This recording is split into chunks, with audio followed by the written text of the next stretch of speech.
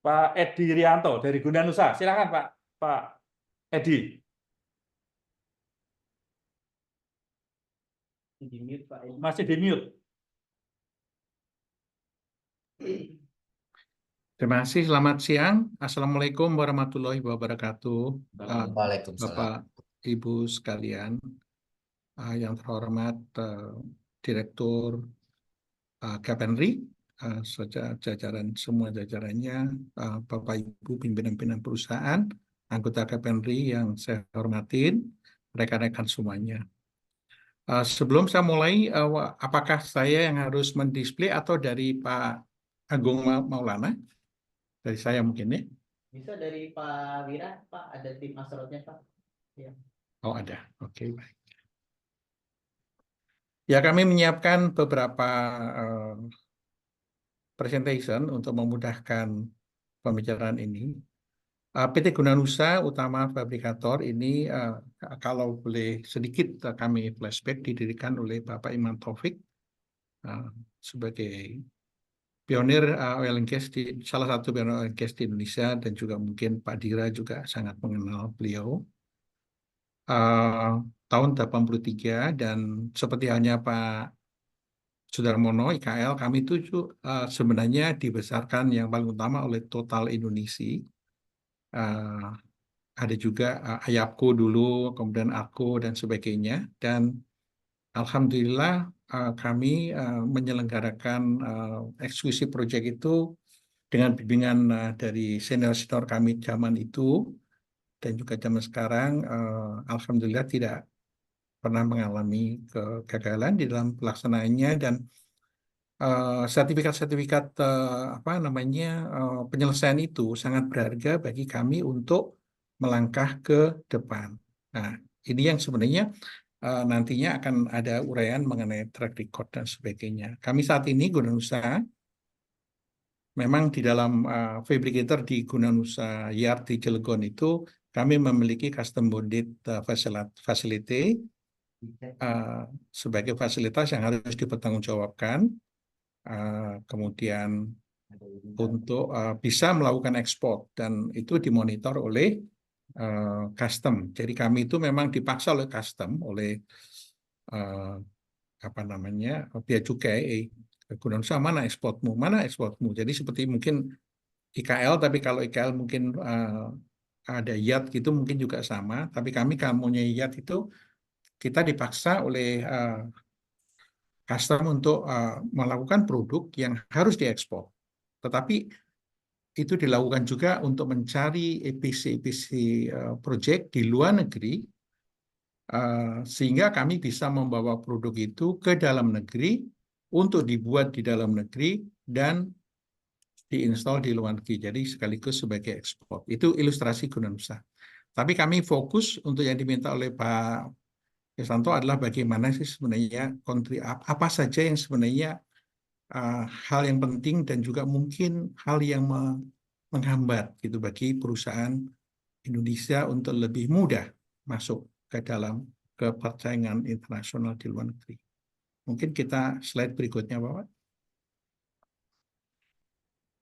Oke, jadi kami identifikasi ada 7 aspek yang mungkin perlu untuk kita perhatikan. Pertama, tentu yang saya sampaikan tadi adalah memiliki track record yang penyelesaian proyek-proyek untuk klien-klien internasional yang beroperasi di Indonesia, awalnya begitu, dan oleh karena itu track record itu, completion certificate, on time, dan juga record-record itu bisa dibawa untuk dikenalkan ke luar negeri seperti halnya Pak Sudarmono tadi. Kita mengenalkan ke India, itu awalnya itu juga tidak pakai pertemuan-pertemuan, itu hanya masalah sertifikat-sertifikat, kami dipercaya, oh ya, you are qualified, kayak begitu. Jadi boleh. Kedua ada bidding eligibility, terus kemudian tipe-tipe partisipasi, assessment, company sendiri. Tentu di luar negeri ini kan juga banyak juga, di India itu juga banyak juga ONGC yang terlalu besar, ada juga yang level 2, level 3, dan macam-macam. Mungkin Pak Sudarmono juga mungkin memiliki pengalaman yang sama mengenai klien. Pengertian company di sini adalah klien. Jadi dalam terminologi yang kami tulis, company selalu kami sebut sebagai klien. Tender competition analysis, kontrak administrasi requirement, dan kontrak technical requirement. Mungkin selanjutnya, Bapak. Oh, complete track record. Oke, baik. Ini sesuatu yang sama kalau Pak IKL dibawa oleh Total ke luar negeri, kami juga dibawa ke luar negeri oleh performance kami sebelumnya. Jadi track record itu akan menjadi catatan yang penting untuk meyakinkan klien di luar negeri bahwa nggak usah mengenal kami, kenalilah klien kami sebelumnya, inilah record kami begitu. Jadi sertifikat-sertifikat completion itu sangat berguna. Dan untuk Bapak ketahui, salah satu waktu pertama kali kami masuk dan memenangkan di India itu ada suatu tender. Kami itu di put in court, junction, put in apa namanya, court in junction ya, mungkin ini istilah yang tepat. Istilahnya begini, kami itu dipertanyakan benar gak ini partner perusahaan lokal yang nama lokalnya itu Afcon, terus Gudanusanya itu memiliki pengalaman. Jadi mereka tidak mengkomplain kepada SKK Migas, tetapi mereka itu komplainnya kepada court. Jadi ONGC tidak bisa meneruskan tender. Nah, perjalanan dengan court itu membuktikan hanya dengan dokumen completion dan sebagainya, akhirnya court memutuskan memang itu secara bukti-bukti perusahaan ini memiliki track record dan pengalaman yang benar gitu. Sehingga akhirnya ONGC mengizinkan kami ikut. Sebentar, Pak. Oh.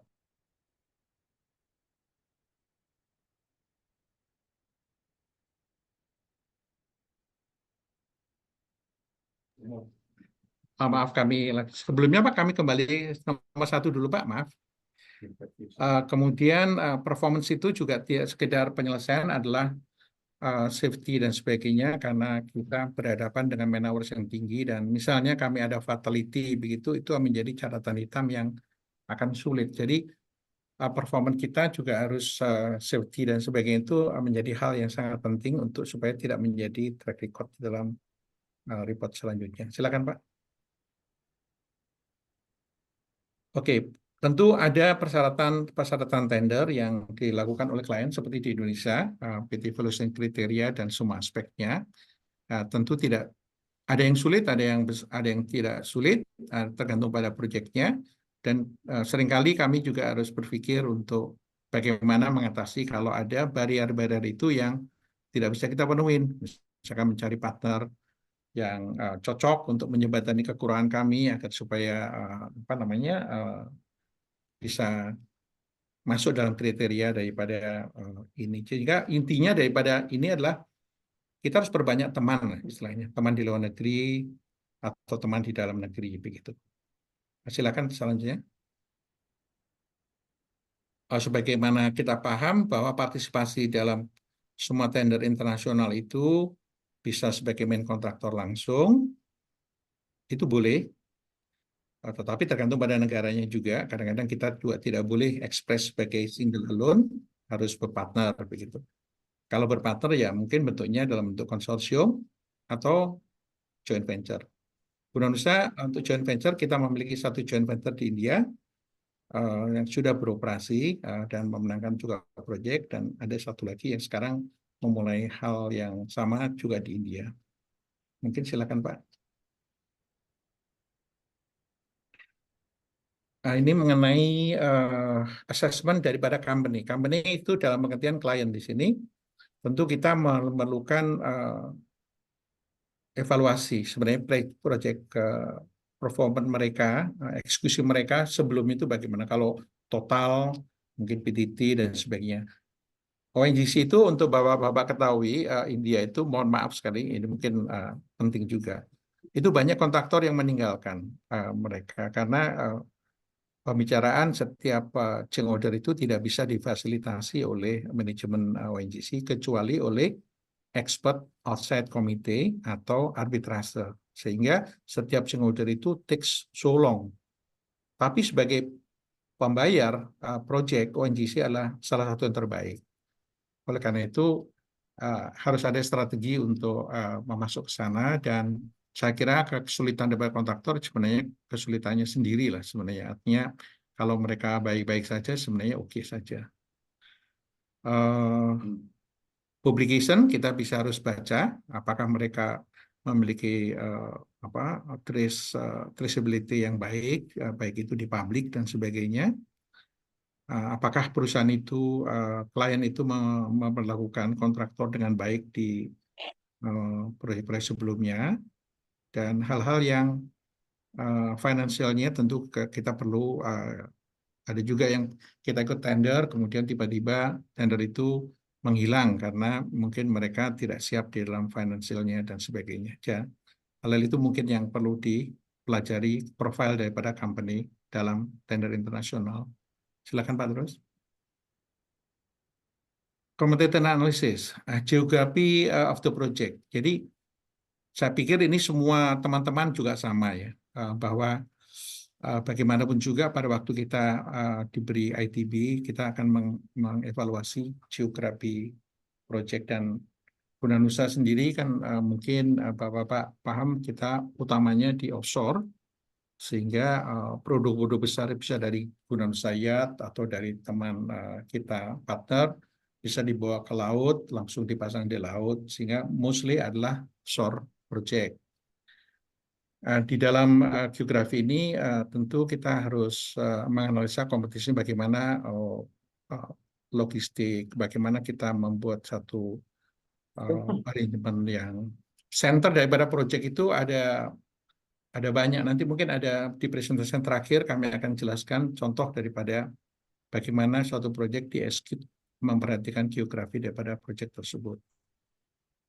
Tentu analisa kompetitor, SWOT analisis biasa, teori-teori ini biasa, dan yang kita hadapi juga perusahaan-perusahaan worldwide dunia juga, ada Koek, kemudian ada dahulu kita punya Sapura, kemudian Swiber, kemudian L&T, kayak begitu. Jadi kita juga harus menganalisa mereka sibuk di mana, sekarang mereka kurang perhatian di sini, ya seperti begitu-begitulah, mungkin Bapak-Bapak lebih paham.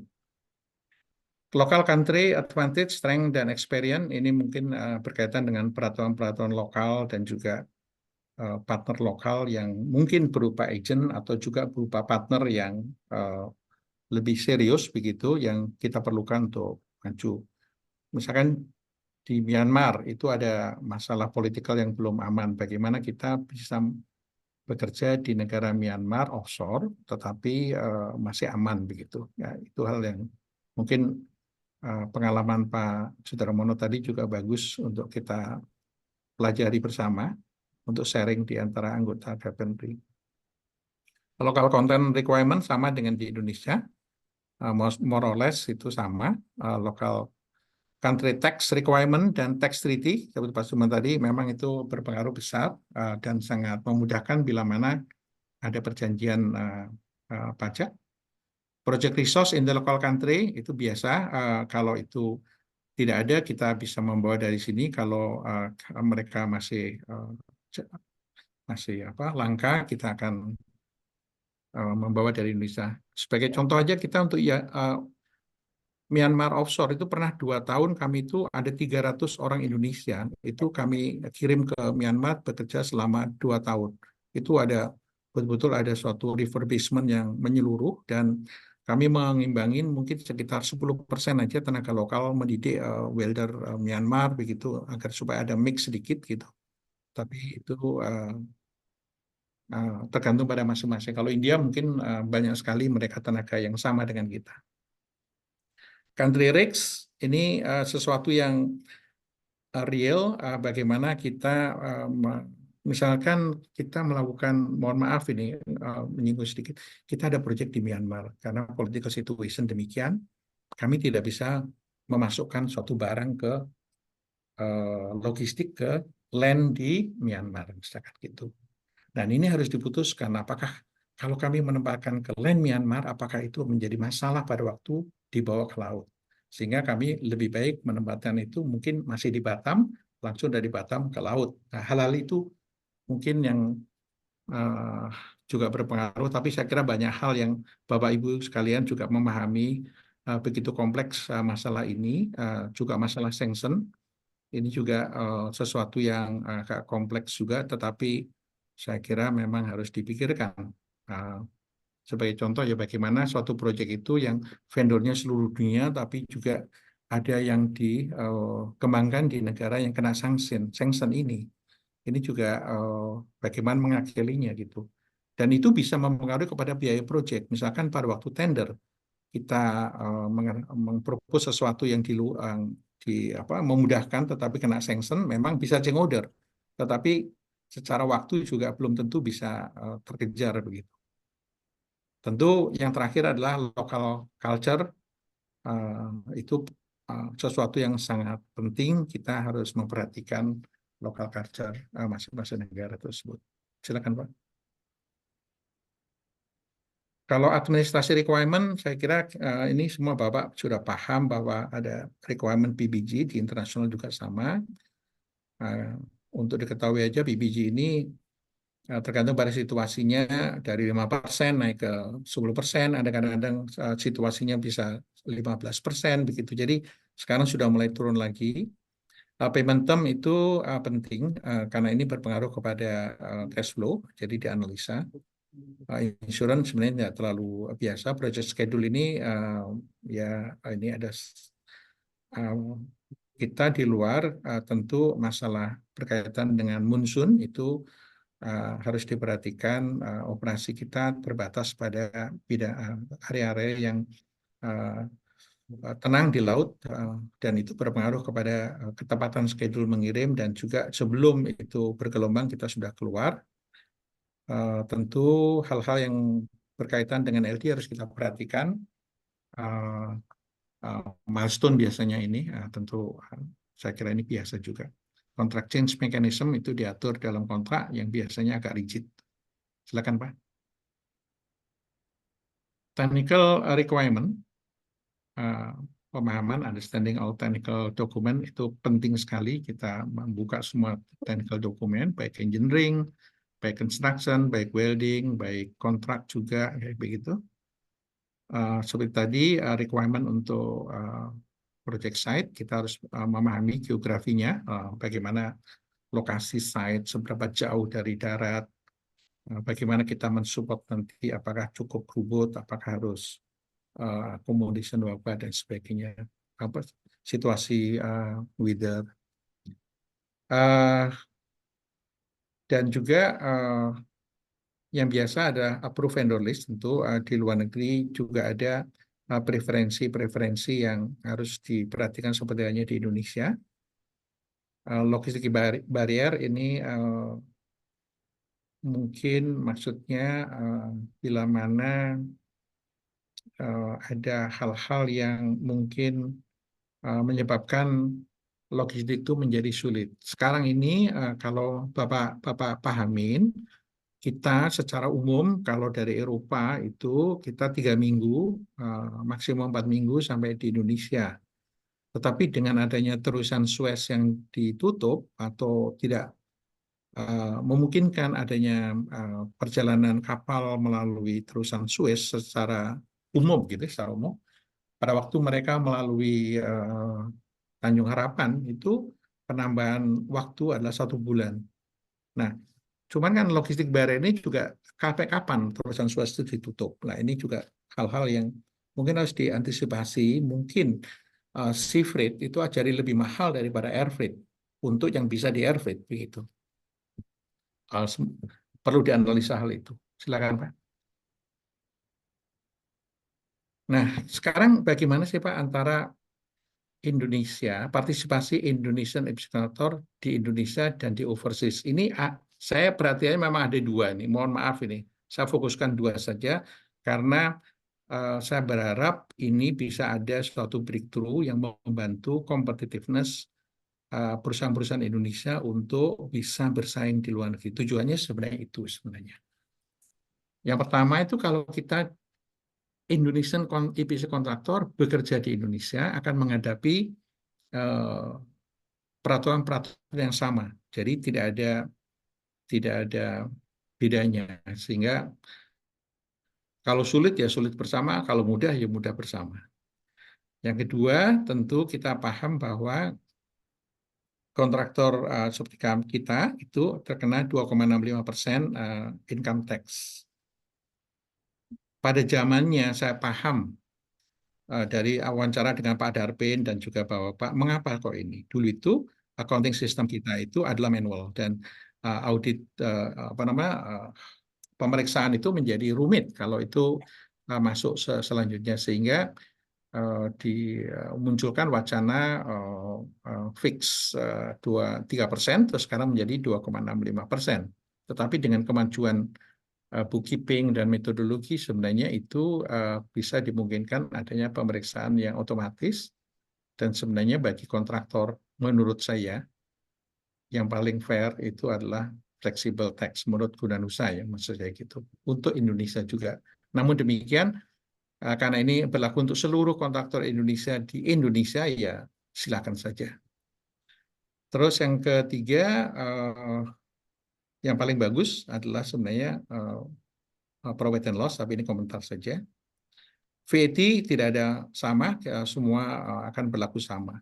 Jadi sedangkan risk of currency, karena kontrak kita biasanya di oil and gas kan US dollar dan dibayar dalam rupiah, ya itu harus diantisipasi tetapi sama. Bagaimana kalau kita partisipasi di luar negeri? Nah ini bedanya agak membahayakan. Perusahaan-perusahaan luar negeri semuanya, hampir semuanya itu flexible regime income tax-nya. Nah, Indonesia bagaimana? Indonesia tuh kami sudah melakukan pertemuan dengan Central Bank, juga dengan kantor pajak, ada berkaitan dengan currency, ada juga berkaitan dengan pajak. Penegasan kesimpulannya bahwa peraturan kita itu memang mewajibkan perusahaan EPC seperti Anda itu, Pak Edi, kena tetap 2,6%, apakah itu penghasilan luar negeri atau penghasilan dalam negeri. Nah, ini menjadikan kita itu seolah-olah 2,65% itu cost-nya harus ditambahkan, orang luar negeri tidak perlu menambahkan itu. Karena mereka kalau profit 25%-nya diserahkan untuk negara, kalau kita belum buru-buru bisa ada profit, kadang-kadang juga ada loss gitu. Nah, kalau dalam loss, sudah loss masih membayar 2,65. Jadi bedanya sangat kental sekali di sini. Terus masalah withholding itu nggak masalah kalau misalkan pemerintah seperti Myanmar sekarang mengenakan withholding tax itu sekitar 2,5%. Tetapi diterapkan hanya kepada pekerjaan yang added value-nya di Myanmar. Jadi untuk kalau suatu proyek katakan 300 juta, yang internal Myanmar itu mungkin sekitar 60 juta. Jadi withholding tax itu dikenakan kepada 60 juta, bukan kepada 240 jutanya gitu.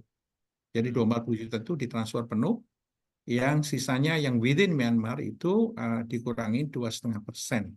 Dan itu withholding tax itu juga bisa masih untuk dipakai untuk koreksi pajak di dalam negeri. Terus masalah VAT, nanti mungkin kami akan kembali VAT. VAT ini memberatkan. Jadi begini, VAT misalkan gini, perusahaan seperti Gunanusa ke luar negeri, nanti kita di luar negeri mensubkontraktorkan pekerjaan sebagainya ke perusahaan dalam negeri. Tapi added value-nya di dalam negeri dan juga di luar negeri oleh subkontraktor itu. Nah, untuk added value yang di luar negeri pun kantor pajak mengharuskan adanya VAT. Nah, ini ada masalah di dalam bahwa klien itu tidak membayar VAT kepada kontraktor Indonesia. Klien asing tidak membayar VAT kecil, tapi kita membayar kepada subkontraktor dengan nilai yang besar. Jadi ada cash trap di situ. Nah, ini nanti ada beberapa kali kami jelaskan.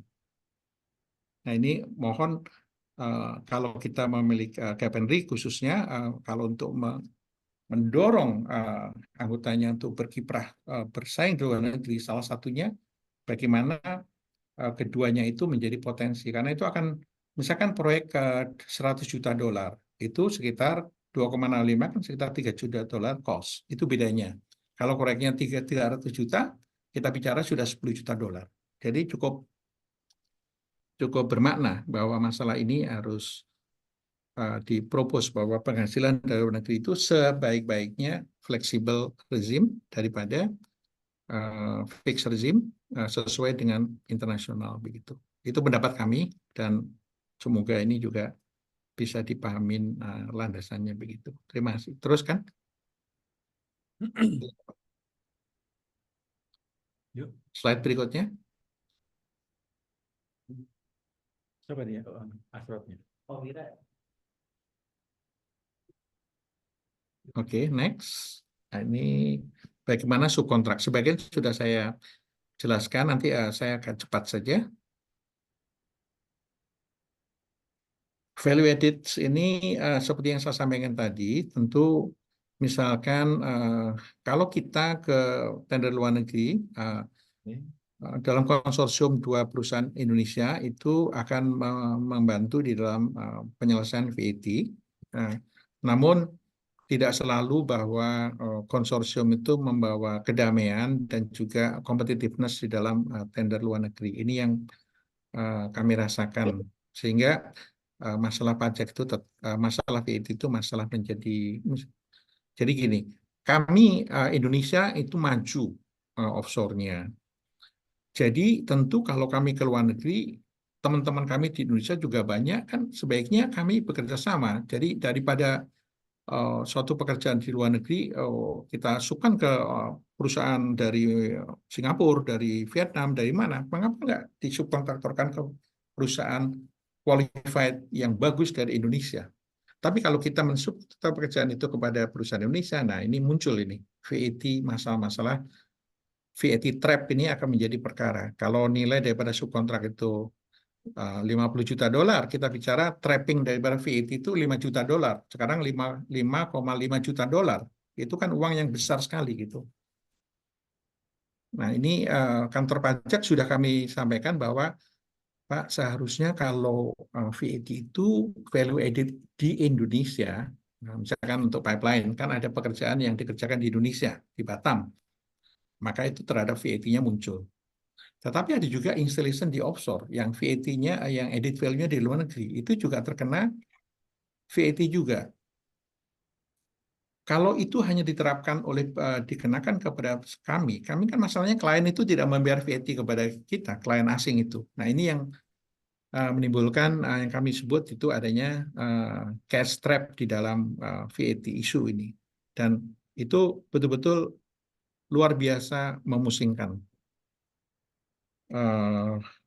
Jadi secara jangka panjang, kalau itu tidak ada perubahan, kami itu seolah-olah diberikan suatu fakta oleh teman pemerintah Indonesia.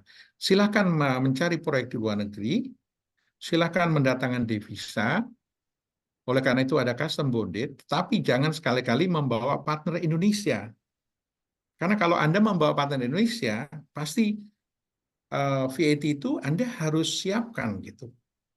Nah, ini yang kalau di Indonesia di dalam kan drawdown, company Pertamina membayar VAT dengan 1-2 cara. VAT turun ke bawah. Jadi pengelolaannya itu ada gitu. Tapi kalau di luar negeri, klien tidak membayar VAT.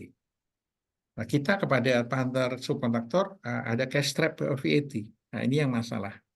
Saya kira ini serius di luar yang sifatnya corporate income, VAT luar negeri, added value di luar negeri itu apakah pemerintah sudah menyadari bahwa pengenaan transaksi antara 2 PT Indonesia yang bekerja sama di luar negeri, added value di luar negeri, itu terkena VAT. Karena sekali lagi yang memperoleh main kontraktornya tidak akan dibayar VAT di luar negeri tersebut. Silakan Pak, diteruskan. Ini hampir sama dengan penjelasannya. Jadi poin ketiga itu kita menghadapi disadvantage in the competition with other contractor. Ya, application of fixed income tax revenue created through overseas job ini juga menjadikan kita itu aneh di dalam kompetisi internasional, itu kita itu yang paling aneh begitu. Terus policy VAT yang tadi itu saya ulangin saja hanya untuk kesimpulan saja, cash trap. Nah, jadi ini mungkin Pak Istanto waktu beberapa tahun yang lalu kami pernah propose, tapi masih Bahannya sudah saya kira itu memang bukan masalah hal yang mudah karena tidak semua even saya bicara dengan kepala kantor pajak juga Pak Edi yang seperti Bapak ini juga sedikit gitu. Jadi mungkin wawasan daripada yang melakukan bisnis seperti ini itu juga tidak menyadari bahwa kebijakan itu membebankan perusahaan-perusahaan Indonesia untuk keluar begitu. Terus ya saya kira itu intinya appeal bahwa ini sesuatu yang mungkin kami rasakan ya Pak ya. Dan moga-moga bagi semakin banyak anggota KPND yang bermaksud untuk ke luar negeri untuk mencari devisa, mendatangkan devisa, maka hal-hal ini akan terasa gitu. Nah, tentu seringkali juga kami bicara begini kepada pemerintah, Pak, kami itu kan harusnya didorong mencari devisa luar negeri seperti TKW itu kan difasilitasi begitu. Seperti China itu kalau melakukan ekspor itu diberi insentif gitu. Kalau perusahaan Indonesia pekerja di luar negeri ya tentu fix income tax tentu sama, tapi masih ada cash trap yang VAT dan sebagainya yang sulit tidak terbayangkan begitu. Itu yang poin di sini saya kira. Next. Oke, kesimpulannya hampir sama saja bahwa highlight kami ini mohon maaf memang di dua hal yang penting ini yang kami kira istilahnya bersinggungan dan itu berlaku umum bahwa corporate income tax itu untuk penghasilan luar negeri sebaik-baiknya untuk kemajuan kita itu masuk ke dalam rejim fleksibel. Nah, tentu pertanyaannya bagaimana Pak Edi, ini kan Anda juga bekerja di dalam negeri, juga bekerja di luar negeri, kan ada dua revenue. Nah, penghasilan dalam negeri ada penghasilan luar negeri. Tentu harus diatur pembukanya di dalam suatu accounting system yang memang harus diatur. Mungkin juga ada konsultan yang membantu atau mungkin pemerintah yang akan membuat aturan bagaimana membedakan hal itu. Terus yang ketiga itu guidance mengenai VAT tersebut, Pak. Mungkin nanti Pak Sudarmono apakah pernah membawa subkontraktor ke luar negeri dan oleh karena itu ada isu VAT atau mungkin Belum karena pernah, Pak. nilainya dalam?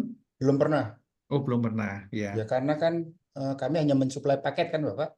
iya, Kami iya, kirim paket-paket iya, skid Pak. mounted gitu, dan konstruksinya lokal partner, Bapak. Iya, betul. Iya, lanjut, Pak. Iya, silakan. Terus tax law itu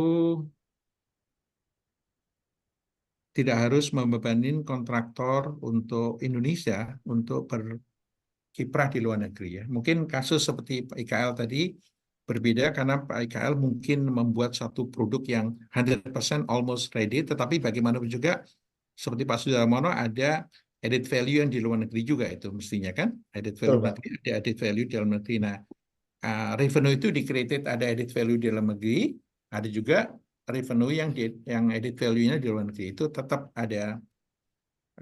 Pada waktu Bapak ke luar negeri juga pesaing-pesaing Bapak juga mungkin flexible tax regime itu bukan fixed regime.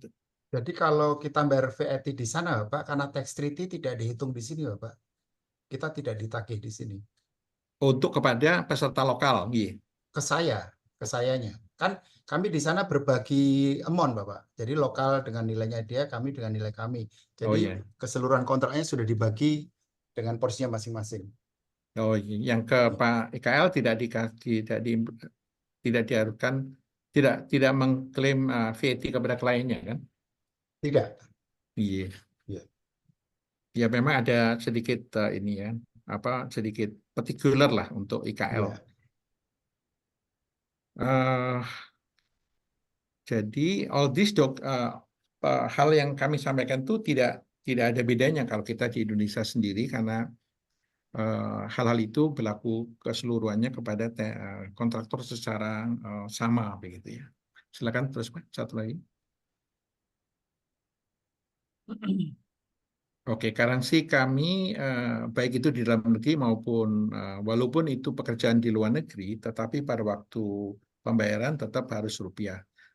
Itu Oh. tidak ada masalah. Kami menyatakan kepada Bank Indonesia juga itu tidak ada beban kepada kita. Kalau ada currency loss and gain itu biasa saja. Itu tidak ada komplain. Terus Oh, Bapak tidak boleh buka Pak, rekening US dollar, Pak. boleh. Penerimaan US dollar boleh. Tetapi Iya. pada waktu kalau kami membayar ke PT Indonesia yang bekerja di luar negeri itu tetap harus dalam rupiah. Oh, jadi subkontraktor Bapak ya. Lanjut, Pak. Iya, betul. Jisdol. Terus apa ya ini ya? Walaupun added value itu kita buat misalkan di Afrika atau di Amerika, ya, itu tetap bahwa kalau sebagai main kontraktor, kami membawa, misalkan Bapak membawa subkontraktor lah dari PT ini gitu, itu dianggap sebagai transaksi antara PT ke PT, walaupun pekerjaannya ada di Aljazair, ada di mana. Kalau sejauh itu antara main kontraktor dan main subkontraktor PT Indonesia, pertama itu harus rupiah, kedua Bapak terkena VAT. Ini saya kira ini pemahaman yang harus mungkin keliru ya. Menurut saya itu kok keliru begitu. Tapi anyhow ini sekarang terjadi gitu. Nah ini sekali lagi cash trap. Pada waktu kita bicara yang disubkontraktorkan katakan 50 juta, 60 juta begitu kan kita bicara 11% 6,6 juta. Uang yang besar sekali. Terus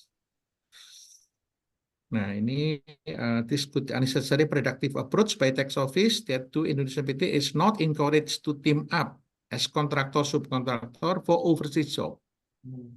Nah, overseas job sekali lagi ya, bisa dikerjakan di dalam negeri, added value-nya terus dilanjutkan ke luar negeri, pastinya begitu. Nah, jadi ada memang di subkontraktor pun juga ada revenue created inside Indonesia, ada revenue created outside Indonesia.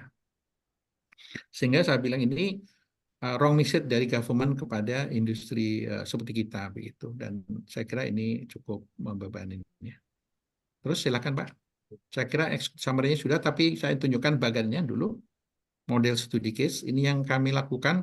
Kami take out klien-kliennya dan subkontraktor namanya, tetapi secara umum mungkin Bapak juga paham. Ini yang actual. Jadi tapi kami take out nama-nama dan sebagainya. Jadi ini ada klien melakukan direct investment di negara lain. Overseas client melakukan direct investment di negara lain yang kami menangkan waktu itu. Jadi kita sebagai main kontraktor, kita melakukan penunjukan kepada apa ini istilahnya yang sebelah kiri itu adalah Serving Authority, itu di Indonesia dalam rupiah, tetapi service dia di seluruh dunia, tapi kita selalu transaksinya dalam rupiah, itu no issue juga. Subkontraktor yang kita tunjuk kebetulan untuk memperkuat posisi kita menunjuk subkontraktor internasional yang ada di negara klien itu agar supaya proses approval itu bisa cepat. Itu dalam US dollar dan itu juga tidak ada isu. Fabrication yang karena jaketnya besar itu kedalamannya 150 meter, jadi satu jaket itu 6.500, itu menyebabkan apa namanya? Fabrication kalau di Yat Gunanusa itu akan habis gitu dengan satu jaket. Jadi kami tempatkan di Cina dan juga di Vietnam. Dan itu ada subkontrak luar negeri dan ada spending baik itu US dollar maupun ada juga yang umumnya US dollar ya. Yang keempat ini yang ke fabrication itu untuk core-nya itu di Gunanusa Yat, spending kita ada US dollar dan rupiah. Demikian ada yang subkontraktor 4 ini yang sampel yang kami buat satu ilustrasi di sini adalah hal-hal yang kami evaluasi bisa diperbaiki.